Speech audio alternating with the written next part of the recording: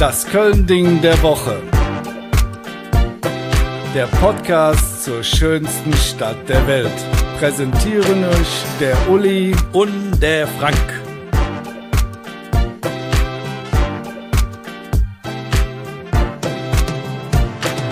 Hallo zusammen, da sind wir wieder. Und wir sind heute dermaßen motiviert, eine neue Folge für euch rauszuhauen, wie der neue Prinz Niklas I. an Rosenmontag Kamelle zu schmiese Date.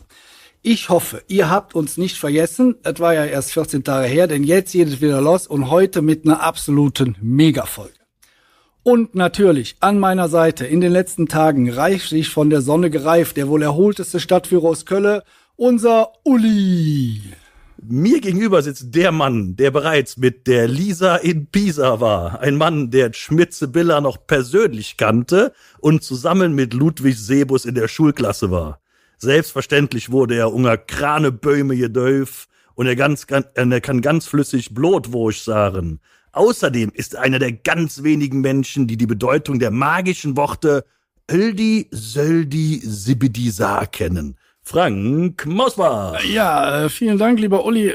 Du hast mich heute angekündigt wie der Chef aus dem Seniorenstift am Arsch Trötche. Sensationell. Ach, was soll man sagen? Um was geht es denn heute eigentlich in unserer Folge und sitzt denn hier noch so mit am Tisch? Ich bin ganz aufgeregt. Wir haben ihn heute hier hinbekommen. Er hat einen Termin freigeräumt. Er ist bei uns. Es ist bei uns der sensationelle Helmut Frangenberg. Herzlich willkommen, schön, dass du da bist. Gerne, gerne. Diesen Mann einen Kölschen Tausendsasser zu nennen, wäre total untertrieben. Der hat jeden Tag 36 Stunden was zu tun. Nur mal so ein paar Auszüge von dem, was der Junge alles mäht. Er ist Mitinitiator von Los Mal Singe. Er ist Erfinder der Kneipensitzung Jeckespiel. Er ist Mitglied der Al-Kamelle Band. Er ist Host des True Crime Köln Podcasts. Er ist Autor zahlreicher Stadtführer und Köln-Krimis. Er ist künstlerischer Kopf der Kölschen Heimat, ein Projekt der Kreissparkasse Köln zur Pflege der kölschen Musikkultur. Nebenbei macht er noch ein bisschen den Redakteur beim Stadtanzeiger und er organisiert das Kretzerfest. Und genau darum soll es heute gehen. Wir wollen über das Kretzerfest sprechen. Ich hatte schon Sorge, du würdest meinen Beruf vergessen. Nee, das habe ich für deinen Arbeitgeber extra gemacht noch. Bin ich das? Ja. Lass uns über das Kretzerfest sprechen. Doch, natürlich, ganz zu Beginn. Hosen runter. Was ist dein Lieblingskrätzchen? Das ist ja schon mal direkt eine sehr schwere Frage zu Beginn, denn man müsste ja erstmal klären, was denn eigentlich ein Krätzchen ist. Ja, also da kommen wir sicherlich noch drauf zu sprechen. Deshalb sage ich mal ganz deutlich, klipp und klar, mein Lieblingskrätzchen ist auch mein Lieblingskölsches Lied. Und das ist Heidewitzka, Herr Kapitän. Okay, lass mal gelten. Und jetzt werden die Puristen schon sagen, ist das denn wirklich ein Krätzchen? Ja, und da würde ich sagen, ja, es ist ein Krätzchen. Dein. Ach, du guckst mich an. Ja, das kann natürlich keiner sehen, weil wir machen ja einen Podcast. Mein Lieblingskrätzchen, und da weiß ich auch gar nicht genau, ob das wirkliche Krätzchen ist. Ich weiß es nicht. Es ist für das Hetz und jeden der Kopf von LSE. Da könnte man auch sagen, könnte man sich auch zanken, ne? Ja, wahrscheinlich. Wir haben noch ganz hinten still in der Ecke unseren vollkommen überbezahlten Tontechniker Yannick und den können wir fragen, wer soll den bezahlen, wer hat den bestellt? Was ist dein Lieblingskrätzchen, mein Schätzchen? Ich kenne kein Krätzchen. Da haben wir schon direkt ein Ding, ne? Das glaube ich nicht. Ne? Da haben wir schon direkt. Er weiß es nur nicht, ne? Ja, er kennt die, aber er weiß es nicht, ne? Am Ende vom Dach wirst du sagen, ja, ach so. Also, Uli, dein Lieblingskrätzchen? Mein Lieblingskrätzchen ist tatsächlich die Bösch aus der Stunksitzung. Kennt ihr das? Wo die zwei Bürsten in der Waschanlage ganz schön entspannt einen Porsche Cayenne zerlegen. Wenn ihr das nicht kennt, das müsst ihr hören. Das ist das absolute Top-Krätzchen aus der nicht aus der Stunksitzung überhaupt. Die machen halt einen Porsche sauber und dabei zerstören sie den und der Cayenne ist ein Cabriolet und hat keine Reifen mehr. Das ist so schön. Das habe ich noch nie gehört. Du, Helmut? Ich auch nicht. De Bösch. Das ist doch eine Bildungsveranstaltung jetzt hier. Wir packen die Links zu The Bösch auch mal in die Shownotes rein, damit ihr alle das mal hören könnt. Ja, ein sehr schönes Krätzchen. Zu den Links in den Shownotes muss ich mal kurz sagen, wir kündigen da immer was an, da ist aber nie eine Link. Ja, jetzt machen wir es aber wirklich. Diesmal, ich schwöre euch, liebe Leute, ich werde diesen Link da reinsetzen. Ja, okay. Selbst wenn der vollkommen überbezahlte Tontechniker halt wieder vergisst, ich mache das. Hier ist jetzt lost, oder? Sag mal, jetzt Ich bin mit den Stadtführern unterwegs und ich mache auch paar Krätzchen zwischendurch, gehe zum Ostermann und so was. Und dann komme ich mit dem Begriff Krätzchen um die Ecke. Und dann haben die schon mal alle ein Problem, weil manche Menschen denken, Krätzje wäre Mütz für eine Karnevalistin. Ist es ja auch. Aber was ist es denn noch? Und was ist es nicht? Ja, das ist wirklich eine schwierige Frage. Es gibt mittlerweile fast wissenschaftliche Arbeit. Es hat eine Abiturientin im Leonardo da Vinci Gymnasium tatsächlich im Leistungskurs Deutsch eine Arbeit geschrieben über das Krätzje. Franziska Everding ist die Tochter meines Mitstreiters beim Krätzjefest, Heiner Everding. Und die hat... Wieso haben wir die nicht eingeladen? Die hatte Insider-Informationen, die hat Ludwig Sebus gefragt, der sich ja selbst als Krätzje-Sänger bezeichnet. Sie hat Bömmel Lückerath von dem Blackfist befragt und sie hat mich befragt. Und alle drei Antworten, alle drei Beschreibungen sind so unterschiedlich, dass man eigentlich daran schon sehen kann, Franziska sei Dank, dass das ein sehr weites Feld ist. Also Ludwig zum Beispiel sagt, er hat die allgemeinste Definition überhaupt. Wenn es nach Ludwig geht, ist es fast alles ein Krätzchen. Der sagt, ein Krätzchen ist was an dir kratzt. Ja, also wenn es euch irgendwie berührt.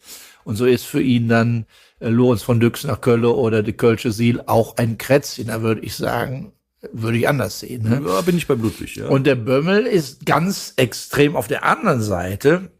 Der sagt, für ihn ist tatsächlich nur die klassische Vortragsform mit Gitter und Flitsch, also dieses ganz zurückgenommene Erzählen mit wenig Instrument, so wie es Colonia da etwas gemacht hat und die Blackfist als Eierquell, die drei von Eierquell. Das ist für den Bömmel ein Krätzchen.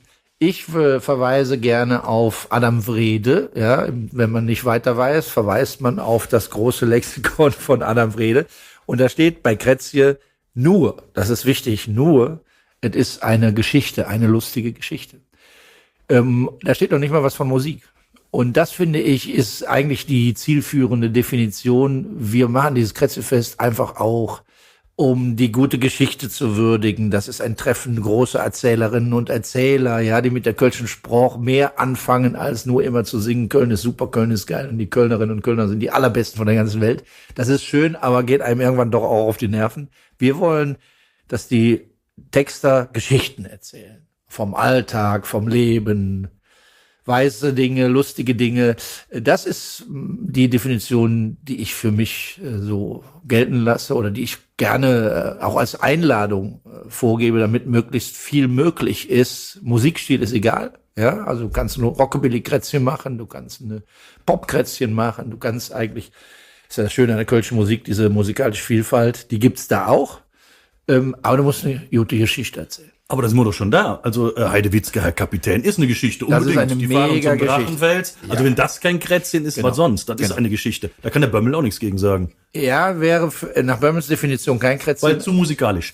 Ja, es ist eben schon Marsch, ne? Und ich finde, Heidewitzka da steckt so viel drin, ne? Das ist so ein Lied 1938, wo viele so denken, so Heidewitzka, das ist Protest gegen Heil Hitler, das ist es ja gar nicht. Aber wenn man den Text sich anhört, dann ist da so viel subversive Kraft drin, die viel stärker ist, als Heil Hitler zu parodieren. Ne? Da fällt der eine dem Zigaretteboy um den Hals. Ne? Da könnte man so ja als wildes Durcheinander alles sehen. Das hat überhaupt nichts mit Und eine blaue Wand wird erreicht. Ne? Also das ist eine wunderbare Geschichte und es ist eine tolle Hymne. Mein Lieblingslied. Und ich finde ein Krätzchen. Also mit anderen Worten ist ein kölsches Krätzchen eine besondere Ausdruckform, quasi eine kleine Mini-Geschichte, die durchaus komödiantische Züge hat. Wie hat sich denn diese Tradition über die Jahre entwickelt? Über welche Jahre? Über alle Über Jahre. die letzten 2000. Wenn wir da mal bei dem Erfinder der kölschen Popmusik anfangen, das ist natürlich Ostermann, ne, der eigentlich durch die Einführung des Refrains im kölschen Lied, da kann jeder mitmachen, die Popmusik im Grunde in die kölsche Musikszene gebracht hat, obwohl er natürlich mit klassischen Formen arbeitet. Aber wenn man mal davon ausgeht, also sagt, wir blicken mal so 150 Jahre, 120 Jahre zurück, dann hat sich das, ja, es gibt Hochphasen und es gibt ganz tiefe Phasen. Also wenn du mal so guckst, es spiegelt sich immer natürlich auch so ein bisschen im Fastelovend. Wir hatten natürlich vor die Blackfist alles aufgeräumt haben, ne? So Anfang der 70er die Revolution im Karneval gestartet haben, aber auch in der ganzen kölschen Szene gab es so eine Phase, wo nur Hochdeutsch gesungen wurde und wo man sich des Kölschen geschampert, ne? Und Das war sicherlich keine gute Zeit, auch für die Geschichtenerzähler. Heute ist es tatsächlich so, dass es wieder ganz viele gibt, die sich an diese Tradition anknüpfen. Das ist das Starke, dass man sich bewusst ist. Da gab es schon ganz viel vor uns, ne? Also sich zurückbesinnen kann auf Ostermann, aber auch Gerd Ebeler oder andere aus dieser alten Zeit und eben sich einreiht in diese Tradition der Geschichtenerzähler. Das ist total wunderbar. Ich glaube, dass wir schon wieder auf einem Weg sind, wo man versteht, es wird ja auch langweilig, wenn wir immer nur von Köln ist super, Köln ist geil singen, ne? Dass man versteht, man muss auch noch mal was anderes sich ausdenken. Also wenn der Ring nicht würde, würden 70% aller Und dann der Dom noch nicht an der Feierabend. Da würde es eng. Also, versuchen wir mal so ein bisschen was zu fassen jetzt. Und da können wir uns, glaube ich, darauf einigen. Ein Krätzchen verzählt eine Geschichte, ne? Das haben wir doch schon mal, ne? Oder? Ob es jetzt mit ganzer Kapelle oder nur mit der Flitsch ist, wollen wir jetzt mal nicht so puristisch sein, oder? Bömmel, du wirst uns das hoffentlich verzeihen. Schönen Gruß, wenn du das hier hörst. Ne? Ja, es wäre ja auch, die Blackfoes haben ja Familie da, Schützefest. Es gibt so viele richtige Geschichten. Ja, die Blackfoes sind da natürlich ganz wichtig zu nennen. Oder Hans Knipp, der für die Flöß die meisten Lieder dieser Art geschrieben hat. Ne? Also da ist der Bömmel zu streng zu sich selbst.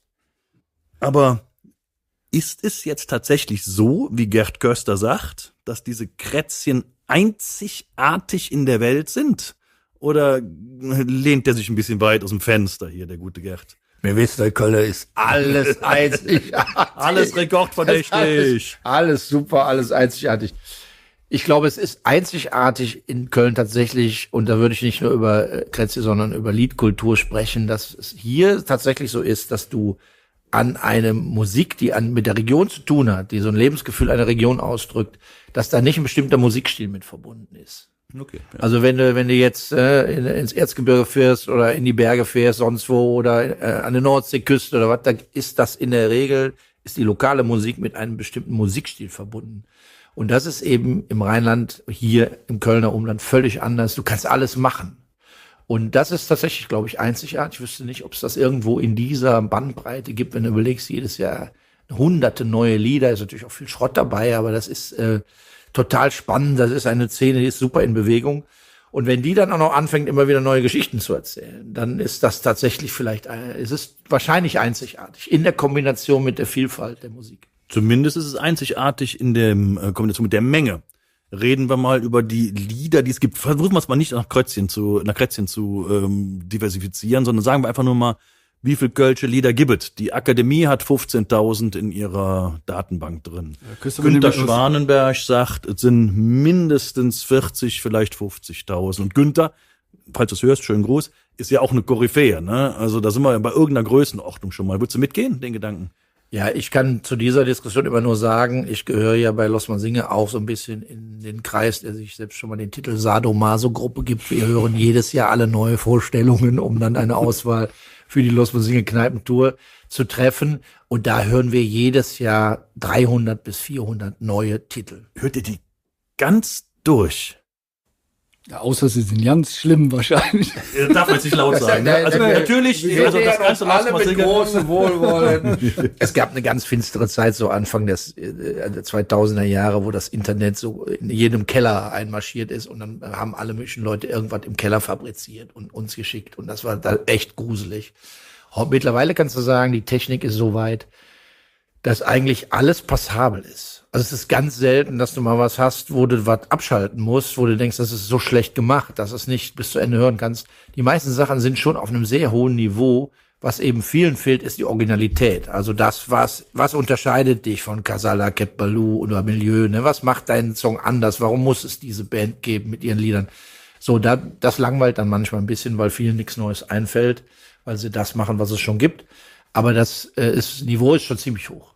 Also ich glaube, dass dieses bei Lossmann Singe ausgewählt zu werden, ist so ein bisschen, als wenn du bei Spotify in die Neuerscheinungs-Playlist reinkommst. Als oder wenn du beim Eurovision Song Contest. Ja, da weiß ich jetzt nicht, wir haben in der Regel ja nicht so viel Erfolg, zumindest die deutschen Beiträge. Aber ich glaube, das ist schon eine Auszeichnung, auch für junge Künstler, da reinzukommen. In jedem Fall und vor allem, wenn man bedenkt, wie viel Arrivierte es ja gibt, die quasi ja eigentlich theoretisch gesetzt sind. Natürlich ist keiner gesetzt. Aber da jetzt so in so eine Phalanx vorzustoßen, das ist schon was Besonderes. Und es gelingt aber auch tatsächlich jedes Jahr so 3 bis 4 Bands das mal zu schaffen. Und dann muss auch manchmal ein Alteingesessener von draußen drauf gucken und sagen, okay, ich war dies Jahr nicht so gut. Also ich sag jetzt mal, die großen Krätzchensänger, die werden es wahrscheinlich nicht mehr zu Los Mal Singe schaffen. Also weder Ostermann, Jupp Schmitz noch Karl Berbür werden wahrscheinlich Neuerscheinungen aus der Lameng ziehen. Aber waren das so, würdest du sagen, die wichtigsten Krätzchensänger, die jetzt so jemals gegeben hat? Kann man dazu sagen? Ja, Krätzchensänger ist ja nochmal was anderes als der Krätzchensmacher, ne, als der Komponist-Texter, so. Bei Jupp Schmitz bin ich mir gar nicht so sicher, ob ich den als Krätzchen-Mann bezeichne. Also bitte. Ja, damit ist jetzt eine akademische Diskussion. Jetzt können wir aber Armdrücken machen. Also so ein richtiger, ich liebe Jupp Schmitz, aber es sind natürlich, ich fahre mit meiner Lisa zum schiefen Turm nach Pisa, eine sensationelle Geschichte, die er da erzählt. Es gibt natürlich Geschichten, klar, ne, also Hirtenknabe von St. Katrein kannst du auch noch den lassen wir mal weg. Also aber sagen wir mal, die großen Jupp Schmitz-Songs, am Aschermittwoch ist alles vorbei und wer soll das bezahlen? Und es ist noch Suppe da. Es ist noch Suppe da oder auch Oldie Söldi hast du ja am Anfang genannt, ne? Das sind meiner Meinung nach tolle Lieder, aber nicht unbedingt ein Krätzchen, ne? So, das er ist ein Riesenkomödiant, er hat Melancholie drin, er besingt die Kölnerinnen, er besingt die Stadt, er besingt dieses Lebensgefühl. Das ist in jedem Fall toll bei ihm. Aber da würde ich habe ja eben schon gesagt, Hans Knipp in jedem Fall in diese Reihe einreihen, der für Blackfist, Pavaya und auch andere geschrieben hat.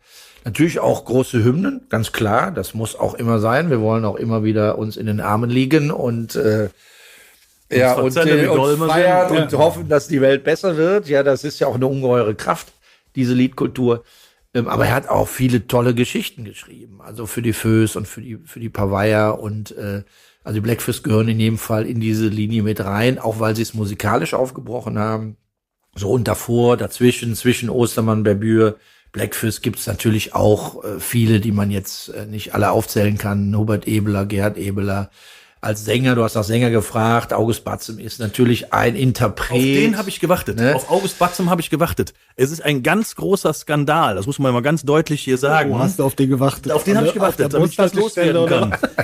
Es ist ein ganz großer Skandal, dass das Grab von August Batzem auf dem Südfriedhof geräumt worden ist. Und als der Günther Schwanenberg und ich noch versucht haben, den Grabstein zu retten, war er schon fort. Und das ist ein ganz, ganz großer Skandal. Da muss man ganz deutlich mal sagen, weil August Batzem ist nicht mehr so bekannt. Und jetzt ist das Grab auch noch fort, jetzt haben wir den Onimi. Also das finde ich wirklich ganz, ganz übel. Ja, man muss gucken, dass so Sachen nicht in Vergessenheit geraten. Ne?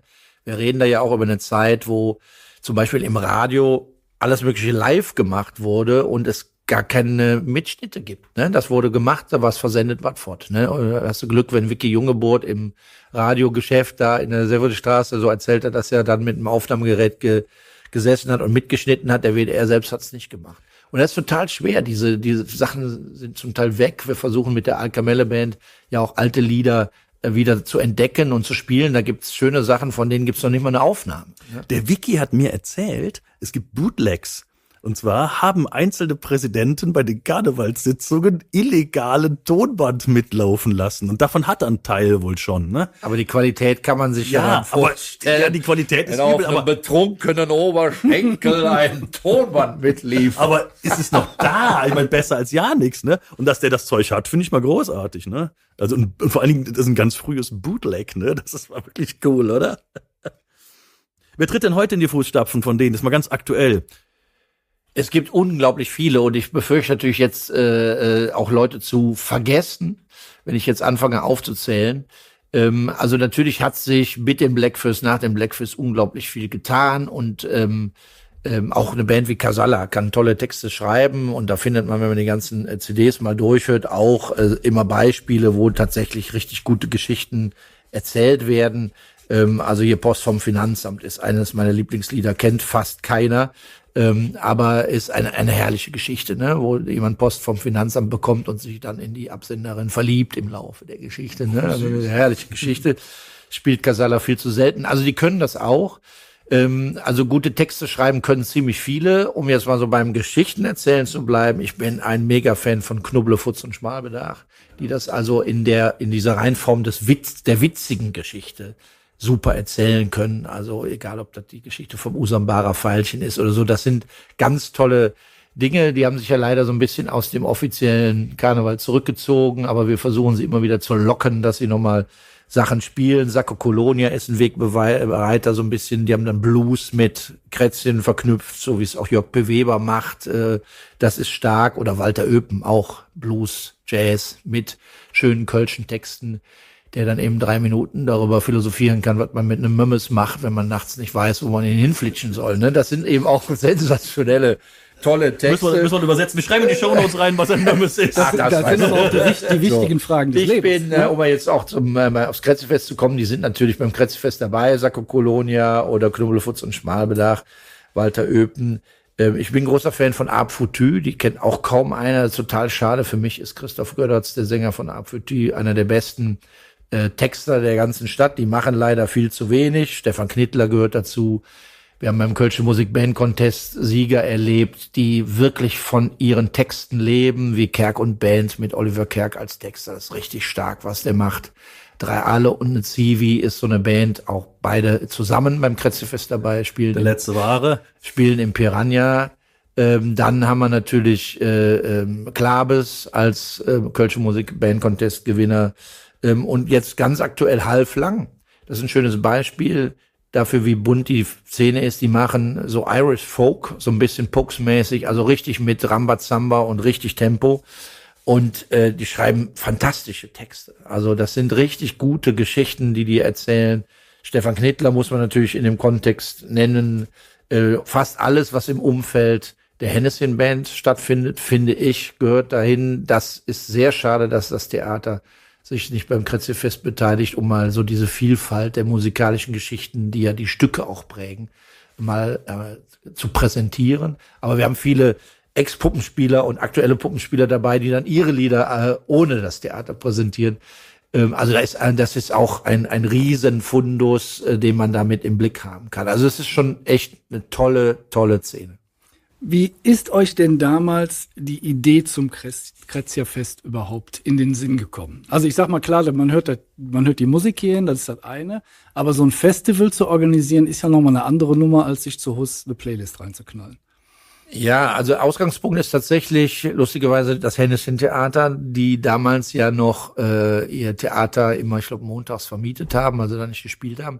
Und da haben wir einen Abend gestaltet, es waren 4 Akteure mit dabei, unter anderem die Alkamelle Band, wo ich mitspiele, Jörg P. Weber war dabei, einige Akteure, wir haben ein gemeinsames Konzert gemacht, was dann unter dem Namen Kölner Krätzierfest firmierte.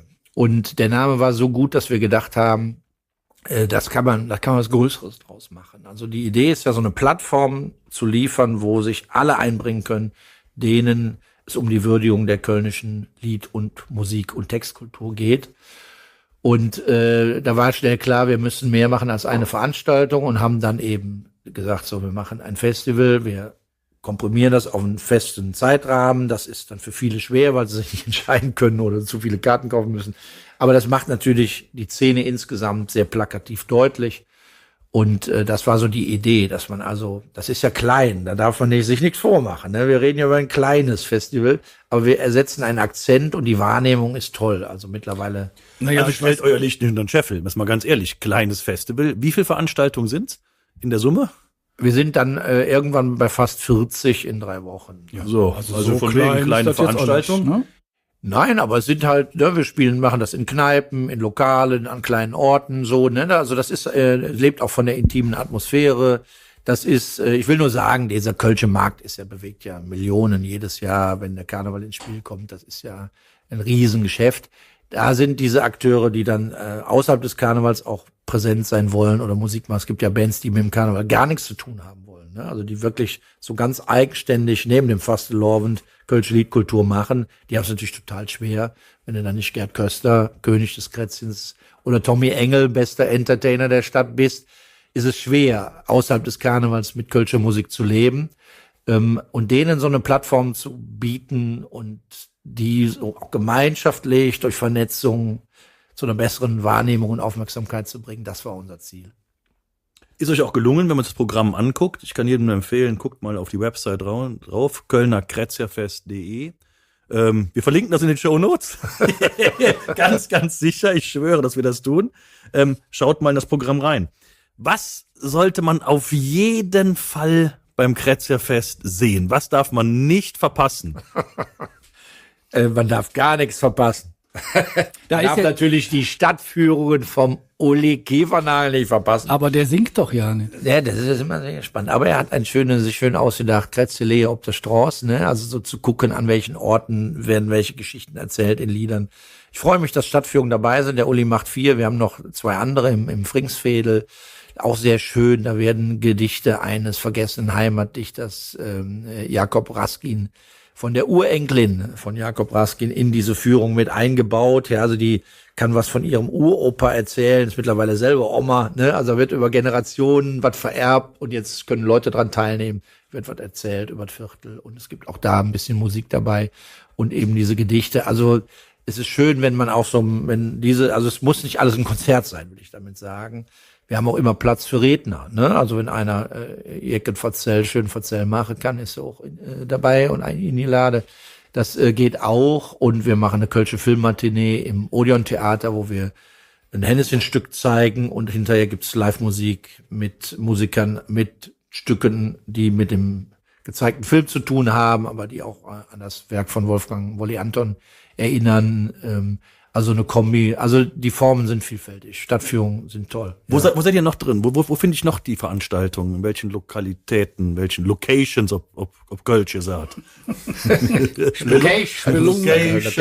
Locations. Also wichtig sind uns die Wirte, die sich als Gastgeber einbringen, ne? Also da sind viele Kneipen dabei, die eben sagen, wir wollen nicht nur Bier und Essen verkaufen, sondern wir stehen auch bereit, um Kölscher Kultur ein Forum zu bieten. Das, finde ich, kann man gar nicht hoch genug einschätzen, weil die müssen auch was einbringen, die müssen die Veranstalterrolle übernehmen. Also das ist jetzt nicht nur geschenkt, die müssen dafür auch was tun, sind wichtige Player. Der Kölsche der Locations, der Player in the Locations, die wichtig sich da ins Netzwerk einbringen. Wir haben Kooperationen, die zum Beispiel mit dem Heimatverein oder mit der Akademie für uns Kölsche Sprach oder ganz neu das Kölnische Stadtmuseum, die dann natürlich ihre Location mit einbringen, ne? Also wir sind zum ersten Mal im Kölnischen Stadtmuseum dabei. Das ist total toll, weil wir da ein Konzert kombinieren können mit Spezialführungen durch die Ausstellungen. Freue ich mich sehr, dass die mitmachen. Wir haben eine Veranstaltung im alten Pfandhaus, also es gibt auch so ein paar bekanntere Orte. Die Eröffnung wird im Nippeser Bürgerzentrum Altenberger Hof gefeiert mit der Alkamelle-Band in diesem Jahr, die 11 Jahre alt wird. Ja, lass mich da gerade mal einhaken. Die Alkamelle-Band, ne? Da spielst du ja mit, ne? Was spielst du eigentlich für ein Instrument? Ich spiele Akkordeon. Oh, ich versuche Quetsch zu spielen in dieser wunderbaren Band und singe ein bisschen und gibt auch immer mal so einen kleinen Teil, wo man mal der Ukulele auspacken muss. Das ist ja Melodika habe ich auch schon mal gespielt. Ne, so. Ja. Domforum haben wir noch, ne? Der Domforum ist dabei, sehr wichtig. Domforum ist von Anfang an als Partner auch dabei. Die fördern dann Künstler, indem sie zum Beispiel Auftrittshonorare übernehmen. Dafür können wir dann freien Eintritt anbieten. Günther Schwanenberg ist im Domforum, aber wir machen mit den eben erwähnten Ab Foutu ein Familienkonzert. Das ist auch was Neues, hat es auch noch nie gegeben. Fängt schon nachmittags an, da ist auch nicht nur für die Erwachsenen und der Alök, sondern da kann man auch mal die Bands mitbringen. So, also wir sind auch immer auf der Suche nach neuen Dingen, neuen Orten. Es bleibt bunt. Da ist direkt meine Anschlussfrage. Was ist denn so die größte Herausforderung, würdest du sagen? Sponsoren zu finden, Locations zu finden oder Kneipen zu finden? Oder Künstler zu finden? Stadtführer zu finden? Was macht am meisten Spaß und was am meisten Spaß mit das Ergebnis am Schluss. Und was ist doof? Ja, das ist schwer zu sagen. Es sind viele Kleinigkeiten, die zusammenkommen, so dass man jetzt gar nicht sagen kann, was am meisten Arbeit macht. Also was wirklich schwierig ist und schwieriger wird, ist Sponsoren zu finden. Das muss man schon sagen. Wir haben ja so ein bisschen die Philosophie, dass wir alle Gelder, die aus den Eintrittskarten eingespielt werden, komplett 1:1 an die Künstler abgeben. So. Das erleichtert die Abrechnung sehr, das ist sehr wenig Arbeit und so, aber wir können das so lange so machen, solange es Sponsoren gibt, die eben ein bisschen Geld dazu tun, um das Ganze drumherum zu organisieren, Homepage, Werbung, Pipapo, Programmheft, das muss ja alles bezahlt werden, Grafiken, die ein Grafiker machen und so weiter. Also das ist schon mühsam, weil du findest heute kaum Firmen, die sich längerfristig oder mittelfristig festlegen. Du musst jedes Jahr neu gucken, wer macht mit, dann hat einer mal mehr Geld, einer weniger Geld. Ne, also das ist schwierig. Wir haben die Freunde und Förderer des Kölnischen Brauchtums an Bord und die Akademie für das Kölsche Sprauch, die uns von Anfang an unterstützen. Das sind verlässliche Größen, auf die kannst du dich verlassen. Aber man würde sich natürlich auch mal so eine mehr große Firmen Liebe wünschen, Unternehmer, ne? die jetzt gerade Die hier so alle eine- hier zahlreich was aus dem zuhört. Ärmel Ne? schütteln, wir sind ne? ja auch der Unternehmer-Podcast. Wir reden auch nicht über 5-stellige Summen hier, sondern wenn jemand bereit ist, auch mal eine 4-stellige Summe vielleicht einzubringen, ist er herzlich willkommen. Wir stellen den Kontakt zum Helmut her. Alles läuft bei uns in die Shownotes. Und ihr kriegt eine Provision für euch. Jetzt, nein. Jetzt habe ich Blut geleckt. Jetzt will ich Tickets haben. Kretzerfest.de kann ich Tickets kaufen. Wo sonst noch? In allen Vorverkaufsstellen der Region kann man Tickets kaufen, sofern sie eben über unseren Ticketshop vertrieben werden. Die Akademie macht das über rausgegangen. Das ist dann da eine Ausnahme und etwas anders. Aber für die meisten Veranstaltungen kriegst du über unser Online-Angebot Tickets oder eben in allen bekannten Vorverkaufsstellen. Da sind wir dabei. Wir sind da, ja, ich ja sowieso. Das ist prima, ja, ich weiß. Wir haben 2025. Ihr macht das 9. Kretzerfest jetzt. 2050. Machen wir eine Zeitreise. Wird's das Kretzerfest noch geben oder ist das dann, jeder sitzt zu Hause und streamt nur noch? Wie alt bin ich in 15 Jahren? 96. In 15. Aber das ist ja 2040, hast du gesagt. 50. Oh wei, da bin ich tot. Nee. Nee, aber gut, da bin ich ja weit über 80. Ja gut, du bist vielleicht Ich du, denke, aber der Sebus lebt dann noch. Der Sebus lebt noch. Er war ja sein er war Klassenlehrer vom Sebus. Ja, das haben wir schon mal gedrückt. Aber der Janik hat ihn schon interviewt. Der kennt den persönlich. Oder war dabei zumindest. Also es ist in jedem Fall eine spannende Frage, weil wir haben ja so ein bisschen über das gesprochen, was das Kretzchen ausmacht. Und wenn du heute junge Künstler, junge Bands animieren willst, Geschichten zu erzählen, ist das nicht so einfach, weil ja das hat mit der Kölschen Sprach zu tun, ne? Weil ja immer weniger Leute Kölsch sprechen sowieso, aber auch Kölsch können oder verstehen, immer weniger. Und wenn du, für die ist natürlich total einfach in eingefahrenen Reimschemen, ja, Schemat da, Ring, Wing, Sonne, Sching, ne, so in diesem Muster zu reimen, so, da kannst du ja alles, das ist wie ein großes Puzzlespiel, das macht irgendwann die KI mindestens so gut, ne, da brauchen wir keinen kreativen Geist für, ne, und wenn du denen dann sagst, Mensch, hör mal, muss ja nicht gerade eine Altersgeschichte wie Damenwahl im Stammlokal von den Blackfish sein. Was schon ja? gut ist, ja. Super gut, weil, aber das ist eine Szene, die gibt's vielleicht heute nicht mehr. Und dann sagst du denen, erzähl doch mal was von dir. Und das zu verstehen und das auch zu können in dieser Sprache, ne, fällt denen oft das Englische vielleicht sogar leichter. Man muss ja ein bisschen das fühlen. Und das ist, glaube ich, die große Herausforderung jungen Bands und Künstlern. Wir versuchen das ja. Ne? Also beim Kölsche Musikband Contest versuchen wir das. Da gibt's ganz tolle Sängerinnen, ganz tolle Sänger auf der Bühne, tolle Bands so. Und dann am dritten Lied denkst du, boah, das hast du doch eben schon mal gesungen, vom Text her. Ne? Was willst du mir eigentlich noch Neues erzählen, wenn du immer nur singst, wie schön es in dieser Stadt ist? Und dann fragst du hinterher, wo wohnt ihr eigentlich? Und dann sagen die in Refrath oder in Oberaußen. So. Und dann sag ich, mach doch mal ein Lied über Oberaußen. So, ne? Also es ist eine ganz schwierige Herausforderung. Ich bin zuversichtlich, dass immer mehr oder immer wieder Leute diese Herausforderung annehmen. Dafür sind es einfach hier im Moment auch zu viele, sodass also auf die Weise nicht nur die Kölsche Sprach weiter existiert, sondern auch diese Art der Musikkultur, sodass ich denke, dass es auch 2050 noch ein Kretzfest geben kann. Da können wir jetzt die Brücke zum Einstieg schlagen. Was ist ein Kretzchen, was nicht? Ist ein Kretzchen für dich zwingend Kölsch? Oder kann es auch Hochdeutsch sein? Ich würde sagen, Kretzchen ist schon Kölsch, aber für das, was wir machen, ist mir immer auch sehr wichtig, dass wir nicht in so eine Kölsch-Tümelei verfallen.